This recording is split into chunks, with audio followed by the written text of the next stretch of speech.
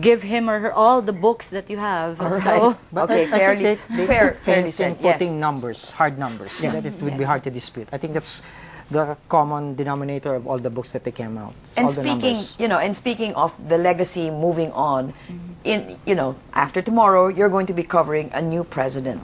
And what are your expectations, and what should media look for in this new presidency coming in tomorrow at noon? if he will be able to fulfill his promises, because I've said the populace, the people, is ready to embrace a new president, and I think they see President Aquino as a symbol of hope.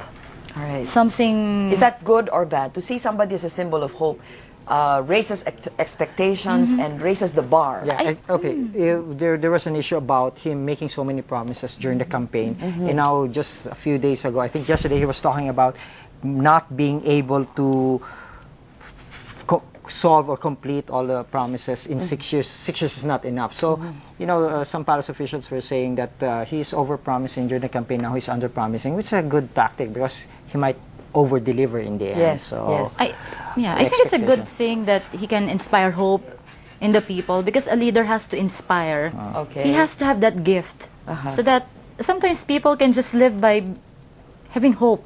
All right. So are you going to go against a checklist as covering the Malcañang beat? Yeah. Are you going to go Yes. against a checklist and say done, done, done, not I think done? it's every reporter's obligation to go Yes. and double check or even triple check the checklist, whether it's something that's in favor of the incumbent or against the incumbent. If it's a fact, we have to double check it, and then we just have to report it. Okay. Now, RG, tomorrow you are covering, President Arroyo is not done yet with her Yes, public yeah. life. She's moving on to another stage. She's transitioning She's to become transitioning. Representative Arroyo. Exactly, and you're covering her tomorrow.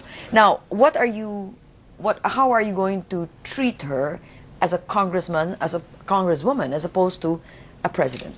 There's a different, when she transitions into her new role, she won't just be an ordinary congresswoman. We are talking about a congresswoman who was a former president, a former vice president, a former senator, someone who survived so much political scandal already. So she's, by her track record, she's not an ordinary person. Will that mean that there's going to be some special treatment? No. Definitely, we'll still be asking her what needs to be asked. Yeah. If she doesn't feel like talking about it, then we'll just have to find a way to do the story. Aileen, how are you going to track that? Well, what she has done and how she's going to face this new chapter in her public life. Well, I guess follow through. yeah. Still, and wait, especially for that moment when, a lot of groups will be running after her, I believe. Yes, yes. And So- if she will be able to answer those allegations, Yes. and The story's not quite done, right? Yes. And Paolo, Yeah, you'll I- be continuing the Malcañang beat. Will you keep an eye on the former president? Well, actually, on the former president, but I think she will. I think she will be a bit more comfortable this time with the press. I think. I have this impression that she's going to be more open this time. There's less pressure. Yes, and then her aides, which some of whom I think will follow her to the House of Representatives, have been asking the journalists to support her in her new advocacies and initiatives, and I suppose that would also include defense for the charges that may be filed against her. I think they just want to be. They just want to make sure that they will be her. Okay, that she'll be to given fair fair to them, play. Yeah. To be fair to some people in in the palace, in the Arroyo Malcañang, they just wanted to make. They're not asking that we defend them. They're not asking that we paint a rosy picture for them. They just want to make sure that they're heard. Okay. And they feel that with some people they're not heard, or that with some journalists they're not heard. That sounds fair enough. Thank you very much, RG, Aileen, and Paolo, for joining us tonight. I'm Cheche Lazaro from Media in Focus. Thank you very much for being with us. We'll see you again. The time to fill up the report card, and the media isn't exempted.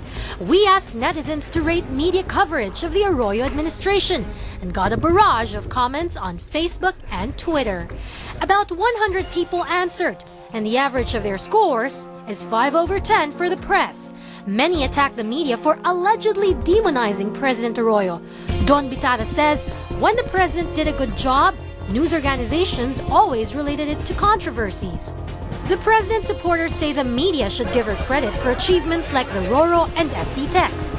They call journalists sensational and ratings hungry.